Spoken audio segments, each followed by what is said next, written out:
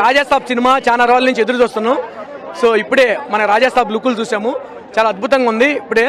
So గతంలో మారుతి గారు ఈ కాన్సెప్ట్ ఏంటంటే, ఒక గతంలో మన దేశాలని రాజులు పరిపాలించినటువంటి ఒక అంశంలో అద్భుతమైనటువంటి రాజు యొక్క జీవిత చరిత్ర ఈ రాజాసాబు. చాలా బాగుందని చెప్పుకోవచ్చు. ఇక్కడ కొన్ని అంశాలు చెప్పుకోవాలి.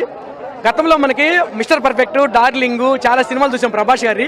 ఆ లుక్లో ఏదన్నా ఉంది అనుకుంటే ప్రభాస్ గారిని అంత అద్భుతంగా లుక్లో చూపించినటువంటి సినిమా ఏదన్నా అంటే అది రాజాసాబ్ అని చెప్పుకోవచ్చు.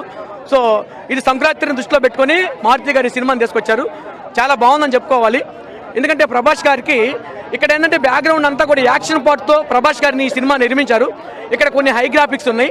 ఏంటంటే హై గ్రాఫిక్స్ అంటే కూడా సంజయ్ దత్ అంతా కూడా అంటే గతంలో కోల్పోయినటువంటి రాజు యొక్క చరిత్రనే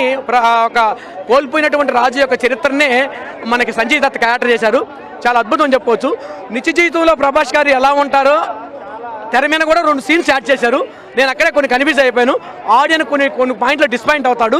ఎందుకు డిస్పాయింట్ అవుతాడంటే, ప్రభాస్ గారికి ఇంకా మ్యారేజ్ కాలేదు కాబట్టి నిజ జీవితంలో కూడా మ్యారేజ్ కోసం ఎంత క్యూ కడతారు, ఎలా ఉంటారు అన్నది ఇక్కడ మెయిన్ సన్నివేశాలు. ఆ సన్నివేశాలు మాత్రం డిస్పాయింట్ కావద్దు. సో మూవీ మాత్రం కొన్ని సన్నివేశాల్లో ప్రేక్షకుడు డిస్పాయింట్ అవుతాడు. ఆ కొన్ని హై గ్రాఫిక్స్ ఉన్నాయి. కొన్ని నిజ జీవితంలో ఉన్న సన్నివేశాలని ఇవన్నింటినీ కూడా కూడగట్టిన అంశాలు కాబట్టి తెలుసుకోవాల్సిన కాబట్టి. సో మూవీ ఓవరాల్ మాత్రం ప్రభాస్ లుక్ మాత్రం ఫ్యాన్స్కి మాత్రం ఆయన కట్అవుట్, హైట్, వెయిట్కి రాజయోగంలో ప్రభాస్ గారు అంత అద్భుతంగా కనిపిస్తారు. రాజయోగంలో ఆయన పిండి పెట్టిన కొట్టి ప్రభాస్ గారు డైలాగ్ కూడా.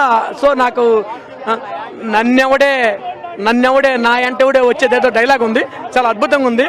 సో ఆ డైలాగ్ కూడా ఏంటంటే, మీరందరూ ఇలా ఉంటే నేను అలా అలా అలా వేసేస్తాడు, నోట్లు వేస్తాడు. ఇలా నోట్లు విసిరేయడం కట్ట అంటే డబ్బులు ఇలా అంటే ఒక ఎమోషనల్ షూట్ ఉంటుంది. అది మాత్రం గూస్ బంప్స్.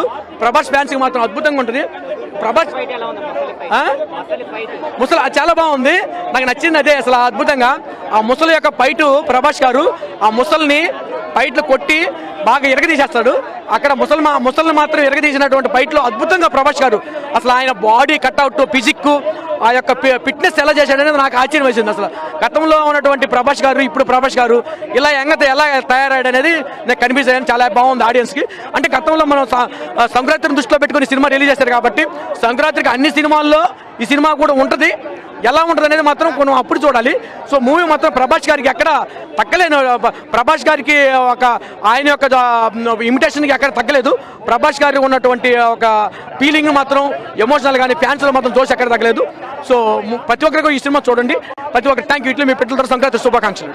వెయిటింగ్ జోన్ చూసి అమ్మతో నేను నిజంగా చెప్తున్నా ప్రభాస్ అన్న గురించి. కాకపోతే